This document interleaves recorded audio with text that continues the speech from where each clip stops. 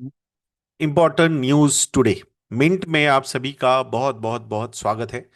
आज हम बात करने वाले हैं इंडिया के इंपोर्ट बिल के बारे में, कैसे ये इंपोर्ट बिल बढ़ता जा रहा है और ओवरऑल करंट सिचुएशन क्या है, इसका इम्पैक्ट और आगे आने वाले समय में क्या क्या हो सकता है, वो थोड़ा सा आज यहाँ पे समझने की कोशिश हम करने वाले हैं दोस्तों। सो वीडियो शुरू करने से पहले आप लोगों को बता दूं, बैंगलोर में हम 21 दिसंबर को सेशन लेने वाले हैं on how to achieve your financial freedom. तो अगर अभी तक आपने सीट बुक नहीं की है तो उस सेशन की सीट बुक का जो लिंक है वो मैंने description box and comment section में पिन किया हुआ है। तो ज़रूर अपना सीट बुक कीजिएगा दोस्तों। बैंगलोर में एमजी रोड पे ये सेशन होने वाला है। 21 दिसंबर को संडे है, तो होपफुली ट्रैफिक नहीं रहेगा। आइए अब बात करते हैं इंडिया के इंपोर्ट बिल के बारे में, ओवरऑल ट्रेड डेफिसिट्स के बारे में। मर्चेंडाइज ट्रेड डेफिसिट जो है इंडिया का, अक्टूबर मंथ में रिकॉर्ड 41.68 बिलियन डॉलर्स रहा। रिकॉर्ड है अभी तक का ये। इंपोर्ट्स इन अक्टूबर 2025 जो है वो नंबर था 76.06 billion dollars. Last year same month में, दैट इज अक्टूबर 2024 में, ये नंबर था 65.21 बिलियन डॉलर्स। तो 11 बिलियन डॉलर से ये इंपोर्ट का नंबर बढ़ा है year on year in the same month. अगर इंपोर्ट्स की बात हम करते हैं फ्रॉम अप्रैल से लेके अक्टूबर अक्टूबर 2025 तक, 451.08 बिलियन डॉलर का इंपोर्ट, मर्चेंडाइज इंपोर्ट रहा है इंडिया का। और अगर यही नंबर हम लास्ट ईयर के सेम फेज में देखते हैं, so that was around 424.06 billion dollars. तो ये भी अच्छा खासा यहाँ पे बढ़ा है deficit, import, sorry. So trade deficit कितना है इसी फेज में? अप्रैल से लेकर अक्टूबर 2025 तक जो ट्रेड डेफिसिट रहा, merchandise specifically trade deficit, that number was 196.82 billion dollar. Same अगर हम लास्ट ईयर के सेम फेज में देखते हैं, अप्रैल से लेकर अक्टूबर 2024 तक, so that number was 171.40 billion dollar.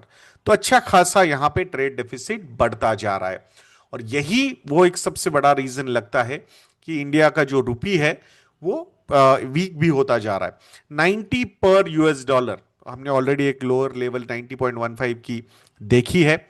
Asia की वर्स्ट परफॉर्मिंग करेंसी रही है Indian rupee, majorly import demand and outflows की वजह से। मतलब एक तो आप इंपोर्ट भी ज्यादा कर रहे हो और फॉरेन इंस्टीट्यूशनल इन्वेस्टर्स की तरफ से आउटफ्लोज भी ज्यादा हो रहे हैं। सो दोनों तरफ से डॉलर की डिमांड बढ़ रही है और रुपी का डिमांड कम है उस एंगल से। And that's why, because of higher demand for dollar, यहां डॉलर अप्रिशिएट हो रहा है। Not only dollar but even other currencies also getting appreciated, because dollar overall world market में वीक हो रहा है, बट हम उससे भी ज्यादा और वीक हो रहे हैं। And that's why we are, ये प्रेशर हम पे बना हुआ है। अब ये मर्चेंडाइज एक्सपोर्ट्स की जब हम बात करते हैं, तो अगर हम कमोडिटीज में जाते हैं तो वहां पे ग्लोबल गोल्ड प्राइसेस की अगर हम बात करते हैं, so that particular number is at around 4210 पर आउंस यूएस डॉलर। और domestic gold prices 1.3 lakh rupees per 10 ग्राम के ऊपर जा चुके हैं। सिल्वर की भी बात करते हैं तो 1.85 लैक्स पर केजी ये भी प्राइस हो चुकी है। तो ये भी एडिशनल प्रेशर हमारी करेंसी पे, ओवरऑल डेफिसिट पे क्रिएट हो रहा है। So gold imports are also affecting, मतलब वेट वाइज ज्यादा नहीं, मतलब वॉल्यूम वाइज इंपोर्ट नहीं बढ़ा है, बट वैल्यू वाइज बहुत ज्यादा बढ़ गया। अब जो सबको लगता है कि इंडिया का जो मेन पेन पॉइंट है वो ऑयल इंपोर्ट्स है या गोल्ड इंपोर्ट्स है, तो ऐसा नहीं है। इलेक्ट्रॉनिक इंपोर्ट्स भी एक पेन पॉइंट है और ये बढ़ता जा रहा है। So nearly a dozen major electronic firms जैसे कि एप्पल हो, सैमसंग हो, एलजी हो, इन तरह की companies, they are importing 1.21 lakh crore rupees of components और प्रोडक्ट्स। ये FY25 का नंबर आया है। FY25 में 1.21 लाख करोड़ रुपीस। FY24 में ये नंबर कम हुआ था कंपेयर टू FY23, बट फिर से एक बार FY25 में ये नंबर बढ़ा है। और लास्ट ईयर यानी FY24 के कंपैरिजन में ये नंबर 13% से बढ़ा है। सो ऐसा नहीं है कि लोकलाइजेशन नहीं हो रहा है। एप्पल इंडिया का जो इंपोर्ट्स है वो पहले 60% था। FY21 में 60% of the components they were importing, now they are only importing 23% of the total sales. Samsung का भी ये नंबर FY21 से लेके FY25 तक 67% से 60% तक नीचे गिरा है। अगर ब्लू स्टार की बात करते हैं तो 25% से ये नंबर 16% तक गिरा है इन 4 years। हैवेल्स फ्रॉम 17% टू 13% ये नंबर गिरा है। और अगर डिक्सन एंड अंबर एंटरप्राइजेस की हम बात करते हैं तो significant declines due to contract manufacturing expansion हुआ है फॉर दीज कंपनीज। एंड अगर कुछ मेजर प्लेयर्स एलजी या लिनोवो या इनकी बात अगर हम करते हैं तो वहां पे कोई रिडक्शन नहीं हुआ है। जो एक देसी ब्रांड माना जाता है वोल्टास, वहां पे तो इंपोर्ट्स जो पहले 9% ऑफ द सेल्स होते थे वो अब 15% ऑफ द सेल्स हो रहे हैं। मतलब यहां पे एक्चुअली मतलब फॉरेन कंपनीज आके लोकल मैन्युफैक्चरिंग कर रहे हैं, बट लोकल कंपनीज में I think we are importing more, so that's not a very positive side. अगर क्रूड ऑयल के बारे में हम यहाँ पे बात करते हैं तो इंडिया के इंपोर्ट जो है 85% of its crude oil needs जो है वो इंडिया इंपोर्ट करता है। वहां पे फिर भी जो सिनारियो है वो काफी अंडर कंट्रोल है। $63 to $64 पर बैरल की क्रूड ऑयल की नॉर्मल एवरेज ट्रेडिंग हुई है।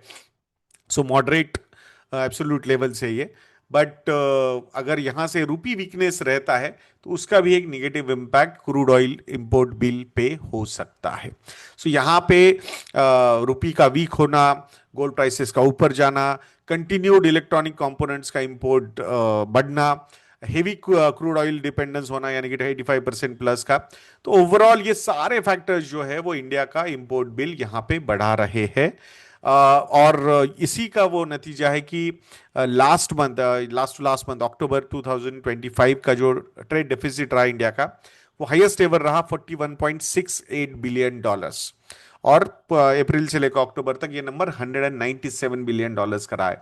तो अगर इस तरीके से ये चीजें चलती रही तो डेफिनेटली जो रुपी पे है जो वो प्रेशर और ज्यादा यहाँ पे बढ़ सकता है और the shorter duration. But normally crisis में ही जो आपको अगर कुछ नए रिफॉर्म्स करने हैं तो उसका एक बीज बोया जाता है ऐसा बोलते हैं। सो हम जस्ट आशा करेंगे कि अगर इस तरीके से कुछ क्राइसिस डेवलप होता है तो then I think reforms should take this centre stage again. तो आशा करता हूं दोस्तों कि ये वीडियो आपको इन्फॉर्मेटिव लगा होगा। तो ऐसे ही वीडियोस के लिए चैनल पे बने रहिए, वीडियो को लाइक करना, शेयर करना और चैनल को सब्सक्राइब करना बिल्कुल मत भूलिएगा। और ये मिंट इनिशिएटिव कैसे लग रहा है ये भी कमेंट सेक्शन में लिखना बिल्कुल मत भूलिएगा। नेक्स्ट वीडियो में मिलते हैं। जय हिंद।